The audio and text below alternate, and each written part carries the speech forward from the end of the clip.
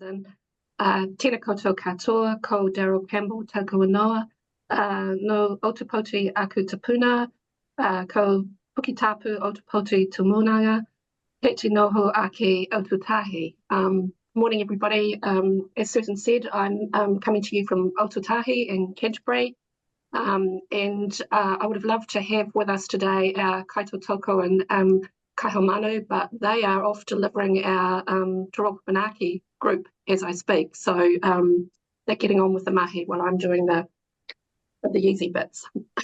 So we'll just ask Bevan to stop sharing. Move to our slides. Bevan, can you stop sharing and we can... Okay, can you see that, everybody? Yep, okay. So as Susan said, our project is a partnership with Purapura Whetū, and it is around navigation. And I want to start off today. It's difficult to know what to tell you in 10 minutes. So we've decided today to give you a story alongside some facts and figures. So if what you can see there in that first slide is Ange and Marge, who are our service providers. They're out there doing the mahi every day. And we'll go to the next slide. And here is our wonderful story. This lovely gentleman is Rihari, and I'm just going to read these. This is Rihari's story in his words. When Rihari found himself in India, disorientated, struggling to make sense of why he was there, running out of money and unable to find his way around, he knew something was not right. After making his way back to Aotearoa, he visited his doctor. A series of tests and assessments followed, repeated again 6 months later. That's when Rihari was diagnosed with younger onset dementia matawariwari and referred to Dementia Canterbury. It was a huge relief to join the younger onset weekly program, he says. I related straight away to other people's stories. They were struggling with the same issues I was. He had been feeling isolated from his peers and the way in which they frequently reacted to his diagnosis. People would say, I wouldn't have known if you hadn't told me. You look perfectly normal. My response was always, I am normal. Being around others who understand the day-to-day realities like frequent forgetfulness make a big difference. It makes you feel you're all right, he explains, and it helps you brush off the little things that don't matter so much. Alongside the weekly Younger Onset program, Rihari also started attending the Younger Onset Cafe and enjoyed the opportunity to socialise. When the Matawariwari pilot began, Rihari was invited to attend Te Rōpamanaki, a whānau-centric group grounded in kaupapa Māori. He says this experience took things to another level. It felt like coming home. Although he didn't grow up speaking te reo, his parents were fluent, but their generation were actively discouraged from using it. Rihari was raised in a Māori cultural environment. Returning to that familiar space, he says, was healing. This is a beautiful line. He says, it was like a painkiller for living with mate wariwari. The encouragement to do my pepeha forced my hand a bit, and it was just what I needed. It helps you deal with it. It gave me a feeling of peace, and that feeling goes with me. That feeling has also carried into his relationships with his mokopuna, with whom he now feels more at ease. Rihari also joined the Māori Cognitive Stimulation Program, which the group renamed the Kumara Patch. There's a deep understanding in the group of each other, of what it means to be Māori, of what's going on for us. It takes us back to our roots, he says. We can open up to each other with Māori humour, which we all get. When we talk about what's going on for us, it's always told in a story. It goes back to our roots and helps us reconnect with them. He reflects on his upbringing. Growing up on the pā, everybody must have their say. We are all there for tangi, for whanui, for speeches and hui. It has reminded me that we are always Māori, that there is a spiritual realm and that our tupuna, our ancestors, will always help guide us back.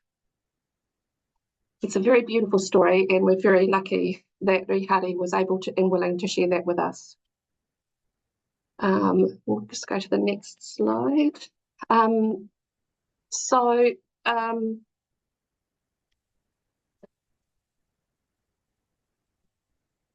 This slide shows you a couple of our groups in action. So the slide at the top there is our CST group, and this group has done 14 weeks of training, and then they are in a maintenance group, so they're meeting every fortnight, and they are they've grown very close to each other. It's a very intimate group, and a group where there's a lot of fun. And in this particular photo, they've done some other activities, and they're now using our OMI, which is an interactive display machine, for want of a better word, and enables us to interact physically in games that provide some cognitive stimulation.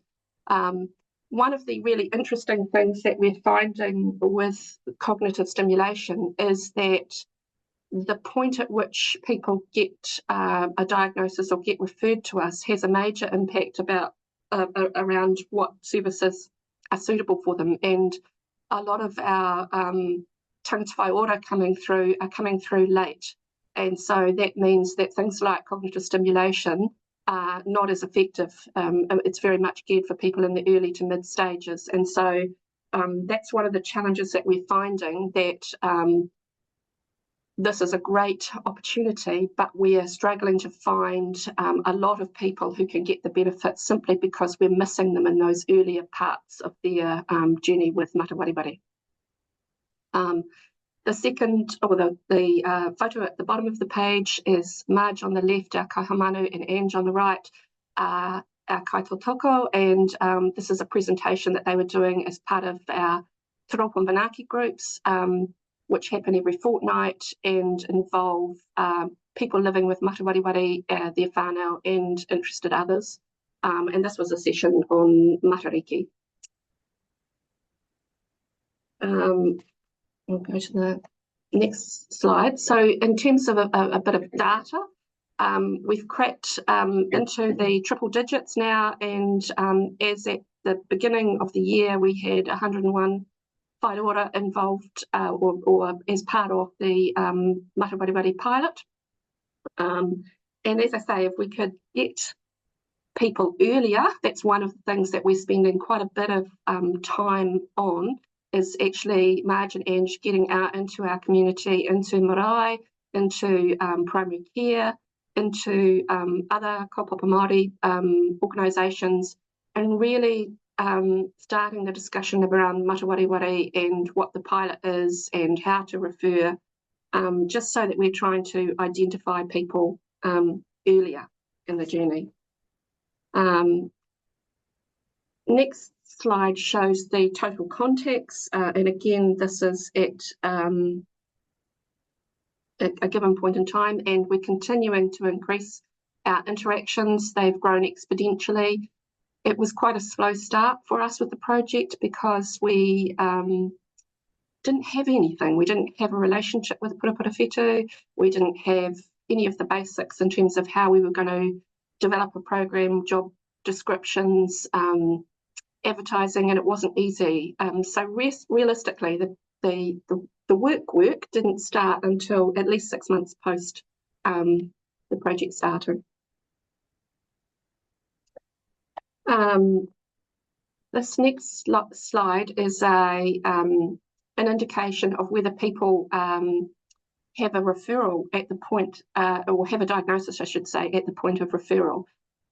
Because a very important part of the project that is quite different to other services that we provide is that we are wanting to work with people to support them and whānau through the process of diagnosis. We're certainly getting lots of people coming where there is concern, but there's been no diagnosis and there's maybe not even a GP.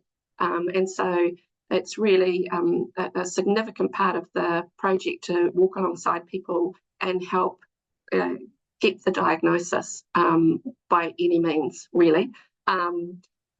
Long term, we would love to foster some relationships with Māori GPs and to be able to consider having GP clinics so that, you know, maybe one day a fortnight there was a GP that was located here or at Pura, and people could access that service. We think that would make quite a difference. The slide on the right, we capture as part of the process at the point of referral where we assess clients are at in terms of dementia, early, mid or late. And so you can see from that slide that quite a few of the tangata whaiora coming through are already in the late stage of dementia. And that big black category, or dark blue, whatever it is, are people that actually, we didn't even say they were early, mid or late. They were often at the point of perhaps going into care, or they had such a rough journey that they were not open to engaging. So those are really quite significant factors, because they're areas where we think that we can do some meaningful work if we can get into primary care in particular. And here is Margin Ange with some colleagues in primary care, where they've been to do a presentation about the pilot and about Matawareware. We're moving more and more into thinking about how we engage in the community and that referral pathway and the importance of that as part of this pilot work. We started off with one Te Raupo Manaaki group, and we're now doing that group fortnightly. We do one of the groups here on site, and we do another one in a collaboration we have with an organisation called Te Oroho, who are fabulous to partner with, and that's part of the mahi of the project, I guess, is to find those places where we can deliver in the community and foster further relationships. And our next venture is that we're starting a Matawareware cafe, and that is in a commercial cafe in the community, but it's a Māori cafe. So we're looking forward to that as a place where people who maybe don't feel comfortable coming to groups, have never been group orientated, could just put their toe in the door and get a feel for being in a place where Matawareware doesn't even get mentioned, but people connect over a coffee and kai. So maybe when we next update you, we'll be in a position to tell you a bit more about how we're going with that. And that's me for the day. Thank you. Thank you so much, Darral. So please do feel free to type in questions for Darral. We've got people saying thank you. So Darral, one of the things that I thought you might like to share with us a little more is around the work of Ange and Marge, and that what it means to have that kind of kaupapa Māori outreach, if you like. I think one of the things that really works is that they go to where people are at. So they are going into the community, they're seeing people in their home environments, they're seeing people with whānau, and they're getting an opportunity to see how the service can meet the need of where that whānau, where that person is at. They do that. I mean, we have the luxury in this project, we don't have it in day-to-day services of 2 people going out, but that works really, really well. So a lot of the relationship building goes on in those early parts of navigation, you know, visiting at home, perhaps being able to help with some navigation to whatever is really important to that whānau at that time, and then identifying what the services are that are part of the pilot that are a fit, but equally it's navigation to other services as well. And so we are certainly identifying people that maybe don't want the services of the pilot, but part of the pilot is to help them navigate to other services. And that's an important capture too, I think. So I think that's part of the uniqueness, really, that there is quite a concentration on seeing people where they are, where they live, how they are, and where they feel they want to go. And I think, listening to you talking today, and I've had the privilege of hearing Ange speak before, that it's also at their pace, isn't it? It's a very special approach with people who, maybe quite unfamiliar with the things that might be on offered. And it's not, to rush in and provide a list and say, choose the things you want. There's a lot of relationship building going on, isn't there? Very much so. And it's that whole taking away often what is in services where resources are scarce, that you've got one opportunity and you're going in and you're trying to tell them about everything that there is, and that doesn't work. It won't work. And so this is about actually having the time to go and just meet initially, and then go back and establish rapport and continue to engage, and to allow people time and to work at their pace, and to let them decide what they want from the menu, so to speak, not for us to decide what we think they need. So that is working really well, and being able to attend GP appointments, other medical appointments, and be advocates is also working really well. And again, in our day-to-day services, that's not something that our staff generally have. It's not built into our ability to provide, really, even vaguely.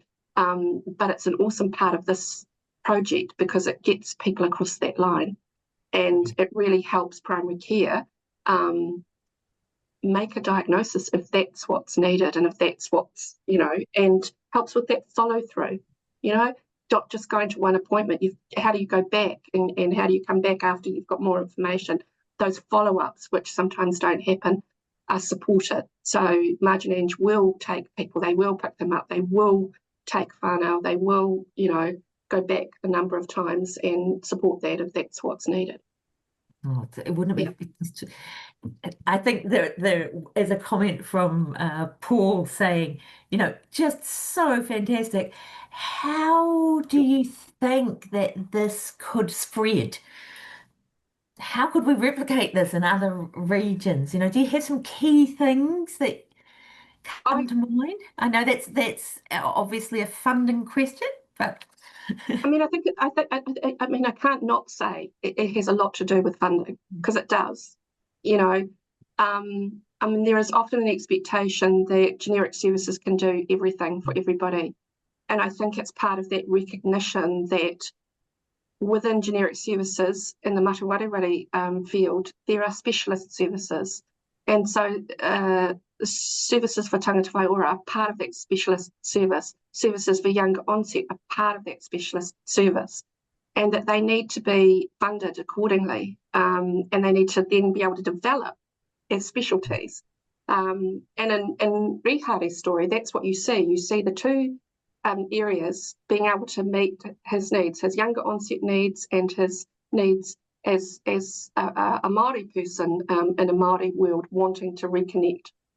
So I think it's really having a broader overview of how services can be structured and enabling specialist services to evolve and develop. Yeah, and Paul's just pointing out that, acknowledging the funding, but the knowledge and the skills and the networks that you're building up are just absolutely priceless.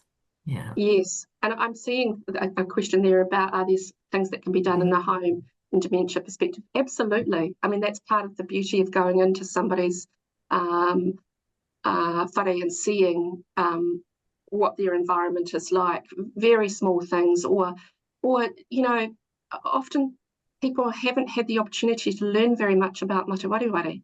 And they haven't, we assume people know things that they don't, and so that getting to know whānau and gently being able to impart some information that might be helpful in their care of their person is really important. And so I think that's very much part of that in-home stuff that's going on. Yes. Mm-hmm. And would you like to just kind of talk us through a little bit, which I know you have so much fun at the Kumara patch. So, what has that ended up being like in that group? Because they've had quite a role in shaping it themselves, haven't they? They have, and I think that's one of the things that's really quite exciting. That group have taken ownership to some extent, and so they we have a partnership with Burwood at the moment, where we are having fourth-year medical students, for example, come in on placement, and they're sitting in a variety of our groups across the board. So they had a Māori medical student, and there were only 2 in that whole what do you call it, intake, apparently, who came and sat in on the last Māori CST. And so they embraced her in the Kumara patch, and they were able to feel that they were contributing to the development of workforce. Now, it doesn't matter that they don't remember the detail about that 2 weeks later. It matters in the moment that they felt they were giving something back, and that was a unique thing that they had to offer. So I think where you get sort of smaller groups that become quite intimate, you get a real sense that they can have some ownership about what happens in that group. The converse of that is that as people progress in the dementia matu-wari-wari process, they need to move on, and that's very hard for small groups. So there's also quite a bit of grief and loss to deal with. It's part of that process too. With such a close-knit group. Yes. Yeah. Yes. So we've got a question come through, just thinking about the comment that you made, that Ange and Marge work quite closely together and will go out together, and just how that kind of works in terms of the caseload and the management side of that, because that's something, again, that you wouldn't have had the opportunity to do normally. No. So that I guess largely is that they're both working with the clients. It's an interchangeable process, and it might be that one of them takes the lead with one, and that's how they're kind of managing the follow-up. Who's going to go and follow up and look at inter-eye, or who's going to talk to primary care? It has to be one or the other. But they both know the clients, and what that means is that they are interchangeable, and that we can play to each's strengths, I guess. And it means that if one's away, the other is there. We've got some cover, and so I think it's a model that works really well, and we're really finding that although it's intensive in terms of resourcing, it has huge benefits in terms of being able to provide a wraparound service and provide cover. Yeah. And I think that's so much a take-home message, isn't it? That idea of a wraparound service.